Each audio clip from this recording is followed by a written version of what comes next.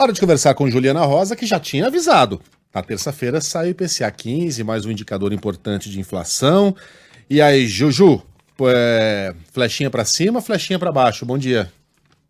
Deflação, setinha para baixo. Olha só. Setinha para baixo e polegar para cima. Mas é deflação boa? Porque deflação às vezes significa desaquecimento da economia, nem sempre é uma coisa a ser comemorada. É o caso? Não chega a ser um desastre, não. É para ser comemorado, sim, porque a gente está precisando de alívio para valer, né? Bem colocado, Megali. Bom dia para Carlinha e para o nosso ouvinte. Quando a gente fala aqui em deflação, olha só, a deflação é de 0,07% em julho, na comparação aqui com o mês anterior. E esse indicador, só para lembrar, é o IPCA 15, é a prévia da inflação oficial do Brasil.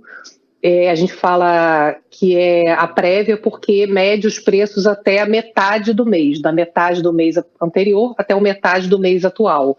Então, ele já vai dando ali um direcionamento de para onde está indo a inflação, ou seja, a inflação segue perdendo fôlego no Brasil, e essa deflação, especialmente, é importante porque a gente já não via deflação já há bastante tempo. Olha, são 9 meses seguidos de indicadores positivos, e com esse indicador de hoje a gente tem uma deflação. Então a inflação vai para o negativo pela primeira vez depois de 9 meses de desempenho positivo da inflação. Então, o que a gente vê aqui, Megali, esse ponto que você está dizendo, é porque você tem uma deflação que é bastante pontual. Então, não temos um desastre ali, né, provocado por uma queda brusca de preços por conta de uma piora repentina da economia. A inflação vem cedendo aos poucos.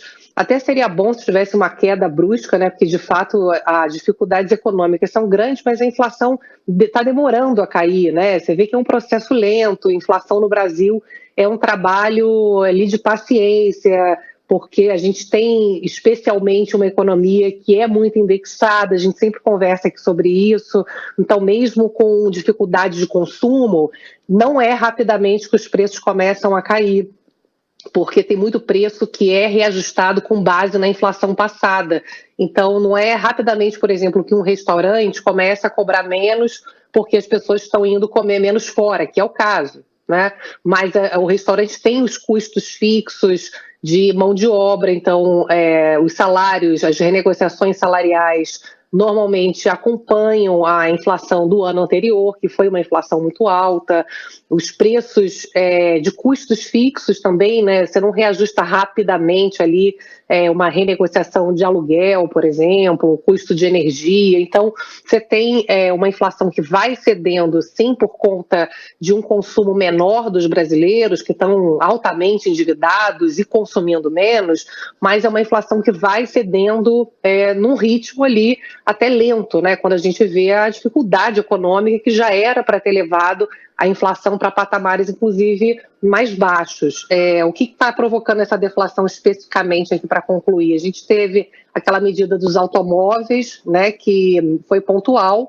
O governo baixou um programa que já acabou, que era para poder reduzir preços de carros. Então, olhando aqui, é uma questão que pesa quando a gente olha, que estou procurando olhar, automóveis novos tiveram uma queda de 2,34%. Automóveis usados também ficaram mais baratos. Normalmente é assim, isso é interessante, né?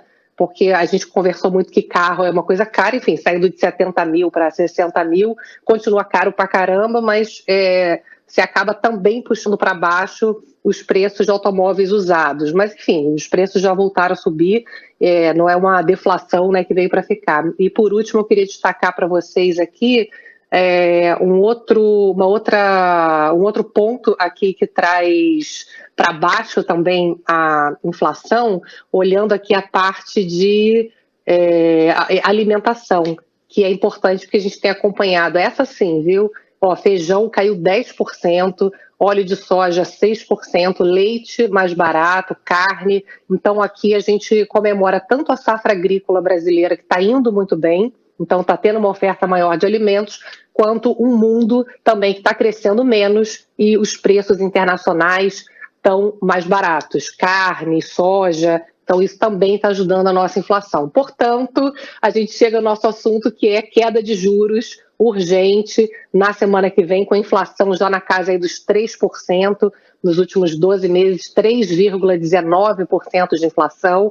A gente, inclusive, tem chance de fechar o ano abaixo do teto ali, da meta de inflação do Brasil, ou seja, tem espaço já considerado, né, amplamente de corte de juros a partir do mês que vem.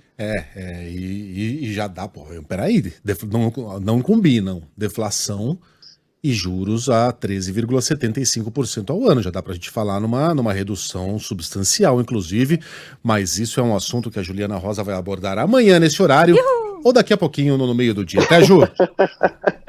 Não aguento vocês, um beijo.